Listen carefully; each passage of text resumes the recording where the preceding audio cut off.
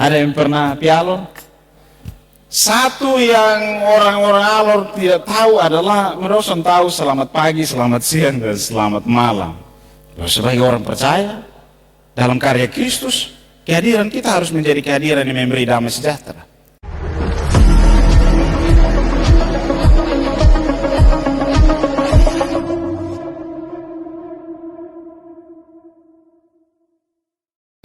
Shalom.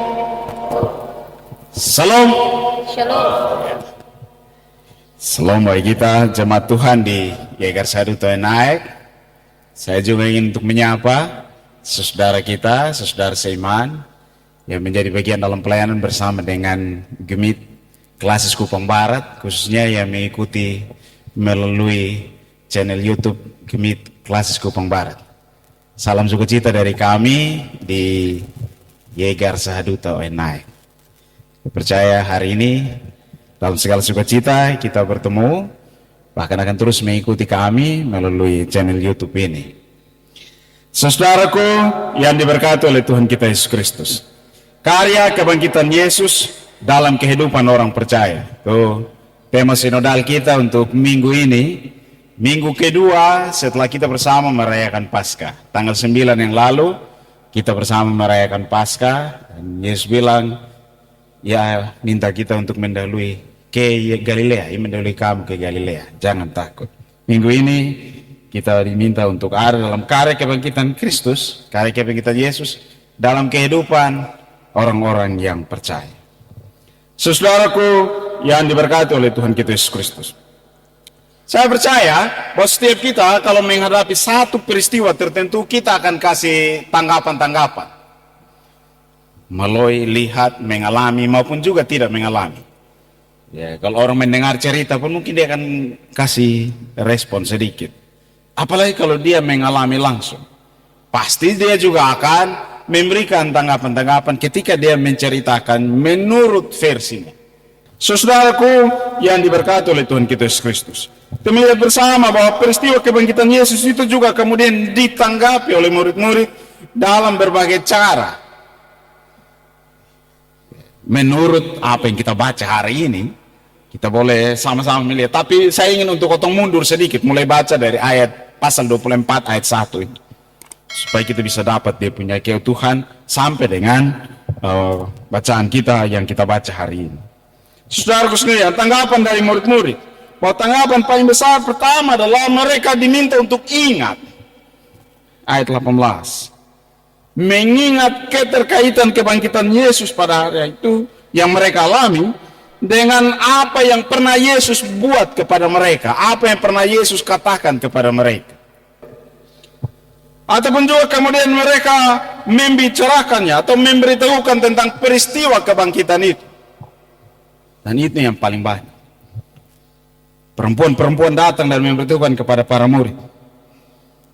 Ataupun juga ada dua orang yang sementara dalam perjalanan menuju ke Emmaus, dan mereka juga bicara tentang peristiwa itu. Lalu karena Yesus juga jalan sama-sama dengan mereka dong, lu orang baru kok, lu sudah tahu kami hari-hari terakhir ini ada sementara begini-begini. Karena kelihatan bahwa sepanjang perjalanan mereka berdua ini bicaranya sangat serius. Oh, mau ini terlalu ngeri sampai ini orang ketiga, waktu Yesus yang bersama-sama dengan mereka pun merasakan bahwa apa yang terjadi. Bos ada ngomong apa nih? Karena itu mereka bilang, lo orang baru kok, lu sudah tahu apa yang terjadi di sini. Mereka dapat berita tentang kebangkitan Kristus, tetapi juga kemudian menjadi berita yang dibicarakan terus-menerus, khususnya oleh mereka, ataupun juga mereka yang lain yang terus bersama-sama, atau orang lain, apakah dalam lingkungan orang para murid ataupun juga lingkungan orang lain yang lebih luas. Saudaraku yang diberkati oleh Tuhan kita Yesus Kristus, yang ketiga, bahwa respon yang ketiga yang lebih khusus kita lihat dari apa yang dialami oleh Petrus. Bahwa setelah dapat berita itu kemudian dia lari untuk membuktikan, betulkah Yesus sudah bangkit? Ayat yang ke-12 pasal 24 itu, dia menjenguk ke dalam melihat hanya kain kapan saja. Tetapi catatan penting dia bilang di situ, Petrus kemudian bertanya dalam hati, apa yang kiranya telah terjadi?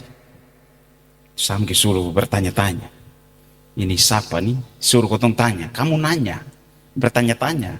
Tanya apa? Petrus bertanya-tanya, apa yang terjadi? Bertanya-tanya dalam hatinya. Sebenarnya ini apa? Kita boleh bilang sama persis seperti dia menyimpan perkara itu dalam hati, tapi kemudian mempertanyakan. Mengalaminya, tapi kemudian bertanya, sebenarnya ini maksudnya apa? Mengapa ada peristiwa kebangkitan? Saudaraku yang diberkati oleh Tuhan kita Yesus Kristus, tanggapan para murid itu kemudian mau menunjukkan kepada kita bahwa mereka juga kemudian mengalami peristiwa bersama dengan Yesus, khususnya dalam bacaan kita di hari ini. Yesus untuk datang untuk semacam memberi tanggapan secara keseluruhan terhadap mereka. Karena ini penampakan Yesus kepada semua murid. Di kuburan hanya kepada perempuan-perempuan, Maria Magdalena dan perempuan-perempuan yang lain. Dalam perjalanan ke Emmaus hanya 2 orang itu, Kleopas dan temannya. Tetapi juga kini dia datang secara khusus kepada semua murid. Di bagian yang lain dalam Injil Yohanes kita lihat Yesus menampakkan diri kepada Thomas, ataupun juga kepada murid-murid di pantai Danau Tiberias. Dan segala peristiwa penampakan yang lain yang kita dapat temukan bersama dalam seluruh Injil ataupun juga surat-surat Paulus. Saudaraku sekalian, sekali lagi bahwa tanggapan itu dan apa yang dilakukan oleh Yesus dalam penampakan itu untuk kemudian menjawab apa yang menjadi bagian mereka. Apa yang dialami oleh mereka ketika mereka mengingat, ketika mereka membicarakan, ataupun juga bertanya-tanya sebenarnya apa yang terjadi. Jadi kehadiran itu semacam memberi jawaban atas setiap apa yang mereka alami ya selama kebangkitan Yesus itu. Saudaraku yang terkasih, karena itu apa yang dialami oleh mereka, saya catatkan bagi kita beberapa hal. Pertama, bahwa tanggapan Allah terhadap mereka adalah tentang damai sejahtera. Karena itu Yesus ketika datang, dia hanya bilang kepada mereka, damai sejahtera bagi kamu. Kenapa? Karena murid-murid berada dalam keadaan takut, cemas. Bahasa yang lain dia bilang kalut. Kalut itu son tahu mau bilang apa ini, son tahu pikirannya apa ini. Karena di sini salah, bikin ini salah, mau lari salah. Walaupun Yesus bilang pergi dahulu ke Galilea, nanti kau tambah ketemu di sana. Tapi sebelum ke sana, rupanya mereka sementara mengalami kekalutan karena peristiwa kebangkitan itu. Ketakutan terhadap ahli Taurat, orang-orang Yahudi. Ataupun juga mungkin orang-orang lain yang mereka temukan. Dan karena itu kedatangan Yesus kepada mereka mau menunjukkan kepada mereka tentang damai sejahtera itu. Tapi yang mereka alami adalah bukan mendapatkan damai dalam pengertian bahwa mereka mulai dengan takut bahwa itu hantu. Kami seperti melihat hantu. Kalau orang hati sone damai, memang yang dilihat itu hantu, bukan Tuhan. Begitu kok Bapak mau. Hantu dan Tuhan Mungkin karena dia hati sone damai, kalut, takut, cemas, Tuhan menunjukkan diri, berpikir itu hantu. Kristus menunjukkan diri kepada mereka, Yesus menunjukkan diri kepada mereka, yang terlihat adalah hantu. Tapi kemudian Yesus berusaha untuk menunjukkan bahwa ada damai yang dia bawa kepada mereka. Ketakutan, stop, tahan dulu, kita mulai lagi dari awal. Mari memulai lagi dengan merasakan bahwa ada damai sejahtera dalam kehidupan kita. Dan kalau sonda yang ada adalah keburukan, mari memulai dengan sesuatu yang baik yang harus kita dapatkan. Saudaraku yang diberkati oleh Tuhan kita Yesus Kristus, Yesus juga datang untuk menunjukkan kepada mereka tentang pembuktian kebangkitan itu. Dan karena itu kita lihat bagaimana Yesus menunjukkan ini. Pegang bepung tangan, pegang bepung kaki, betapung kaki, lihatlah lambungku dan rasakan apa yang kamu harus rasakan tentang aku. Sebenarnya juga membuktikan kepada kita tentang dirinya sebagai manusia yang bangkit. Manusia yang tidak lagi mati. Karena memang Petrus pergi lihat hanya tinggal kain kafan, kubur kosong, mayatnya itu tidak ada. Walaupun dalam berita lain di Injil Matius kita akan menemukan di sana bahwa beritanya adalah Yesus tidak bangkit, tetapi mayat Yesus itu dicuri. Kita bisa baca itu di Injil Matius. Sekarang Yesus membuktikan kepada mereka bahwa tidak, ini dia ada di hadapan mereka. Bahkan pembuktian yang lain yang ditunjukkan adalah dia meminta makanan. Adakah padamu makanan? Dan mereka memberi kepadanya sepotong ikan goreng, dan dia makan itu ikan di hadapan mereka. Ada hantu yang makan ikan kok? Kira-kira kotong semua nonton sinetron Indonesia yang hantu-hantu dong. Kotong lihat dong makan kok. Tahu ya? Memang kita banyak kali terpengaruh dengan tontonan. Akhirnya kita juga merasa bahwa itu sudah yang terjadi. Entah dalam kenyataan Bapak Mama pernah mengalami hal-hal mistis, lalu kemudian bilang bahwa itu setan ada di situ, lalu makan, minum dan lain-lain. Beta belum alami, jadi beta ingin bertanya, mungkin Bapak Mama mau sampaikan itu bagi kita nanti dalam cerita-cerita.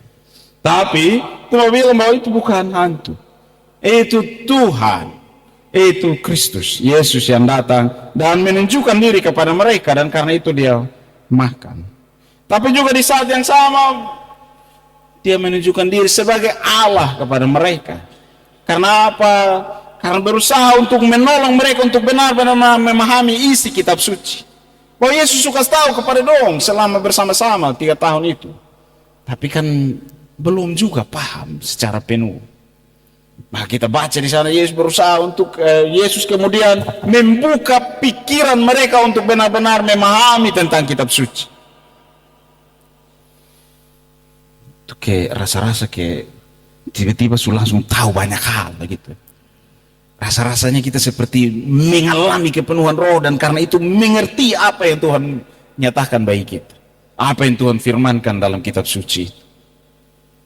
Selama ini baca, dengar, tahu, tapi pemahamannya lain. Tapi ketika kita bilang Tuhan bersama dengan kita untuk mengalami itu, maka dia punya rasa berbeda dari apa yang kita lakukan selama ini. Apa yang dialami oleh murid-murid demikian. Dan karena itu, betul-betul mereka kemudian berusaha, bahkan mulai paham apa yang difirmankan oleh Tuhan. Dan kalau kita ingat bersama Injil Yohanes, bilang bagi kita bahwa pada mulanya adalah firman, firman itu bersama-sama dengan Allah, dan firman itu adalah Kristus ada pada diri mereka. Dan karena itu mereka paham, memahami tentang diri. Satu segi mereka lihat dia sebagai Tuhan yang datang makan bersama-sama dengan mereka, makan ikan. Tuhan kasih tunjuk dia tempatnya sebagai manusia. Tapi di bagian yang lain mereka diingatkan untuk lihat bahwa ini firman yang hidup yang datang bersama-sama dengan mereka. Ini Allah, Tuhan yang dipercayai. Saudaraku yang diberkati Tuhan, respon yang ketiga yang ditunjukkan oleh Kristus bagi mereka, Yesus bagi mereka adalah diinginkan untuk menjadi saksi bagi. Bahwa kebangkitan itu menjadi semacam titik awal untuk memulai omong tentang Kristus dengan lebih luas dan lebih besar. Karena itu ya, sampai dengan hari ini pun kita semua ada untuk bersaksi bersama bahwa ada kebangkitan Kristus.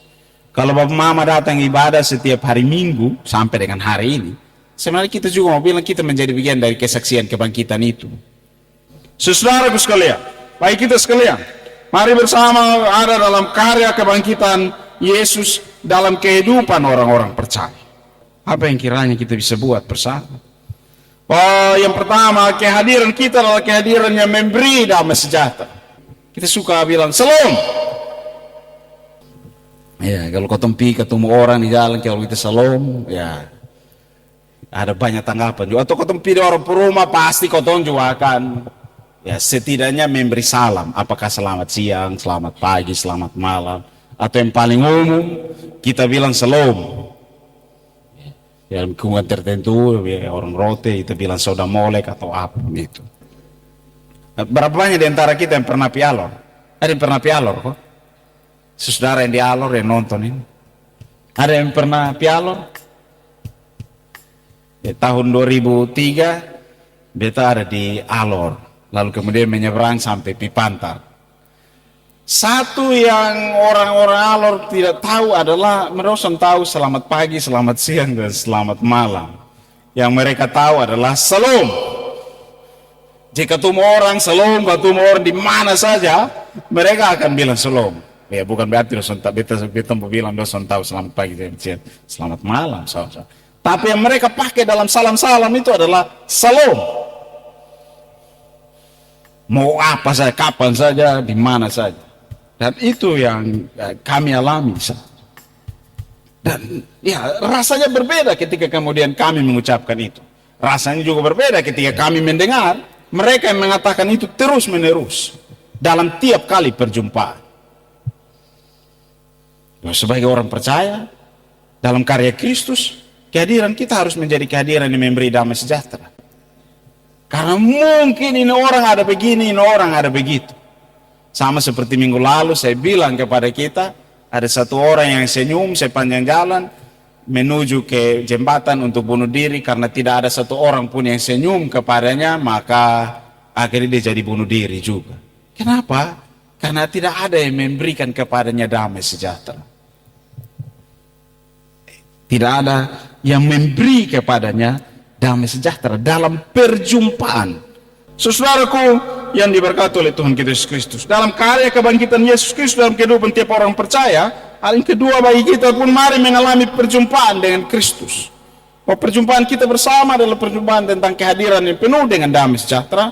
Di bagian yang lain perjumpaan kita adalah perjumpaan dengan Kristus dengan setiap pengalaman iman kita.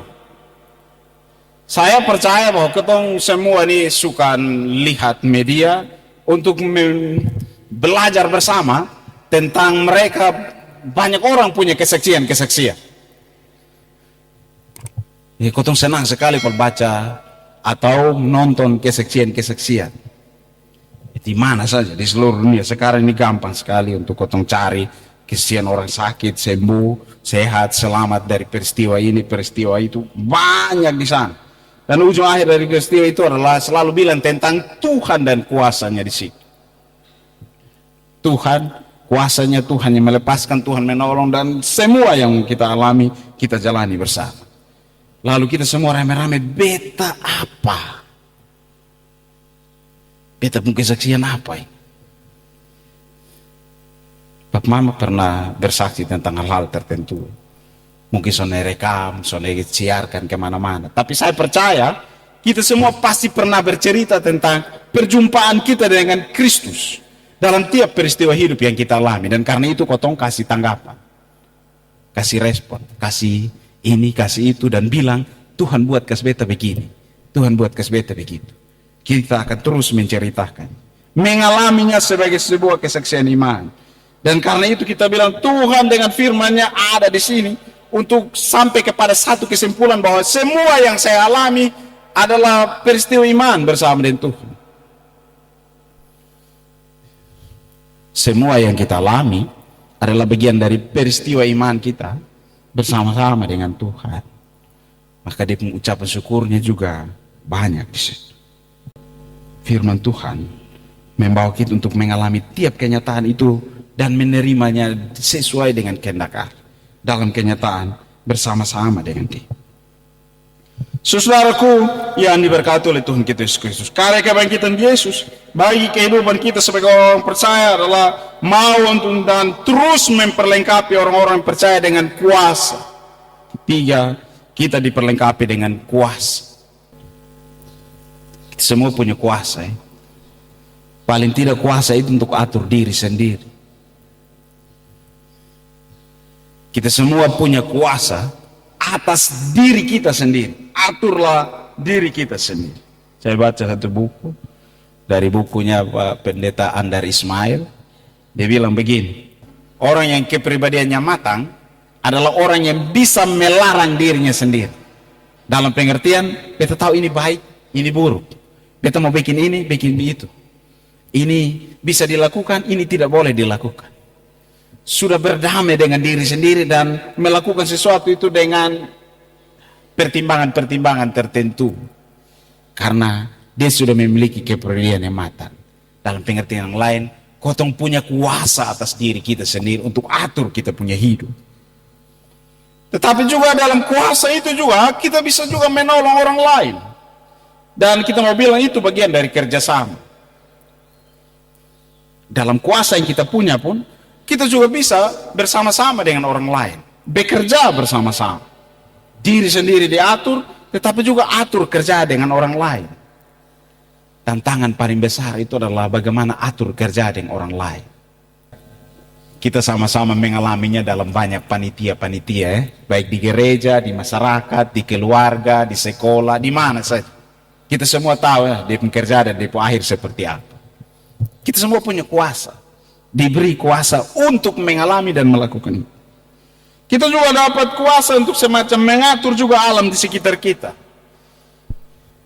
Tuhan kasih itu juga kuasa itu. Tapi juga lebih daripada itu mesti bilang bahwa Tuhan punya kuasa untuk ada di tengah-tengah kita. Supaya apa? Atur diri itu juga betul. Atur kerjasama dengan orang lain itu juga betul. Atur alam ini juga benar. Supaya jangan rusak. Sebab kalau atur diri sendiri itu tidak pas, maka makin rusak. Atur kerjasama dengan orang lain tidak juga jalan dengan baik, maka akan rusak. Atur alam ini juga tidak pas juga seperti yang seharusnya, maka kita mungkin rusak. Kita butuh kuasa Tuhan untuk ada bersama dengan kita. Mari hadirkan Tuhan dalam semua kuasa yang kita punya. Karena itu Yesus bilang kepada murid-muridnya, aku akan memberi kuasa itu kepada, memperlengkapi kamu dengan kekuasaan dari tempat yang maha tinggi. Karya Kristus itu bagi kita. Mari terus menerima kuasa. Sebagai orang-orang yang percaya kepada Tuhan, terus perlengkapi diri. Ada dalam damai sejahtera bersama dengan Dia, terus alami perjumpaan. Tapi juga di dalamnya bersama-sama ada dalam kuasa kebangkitan Kristus. Tuhan berkati kita.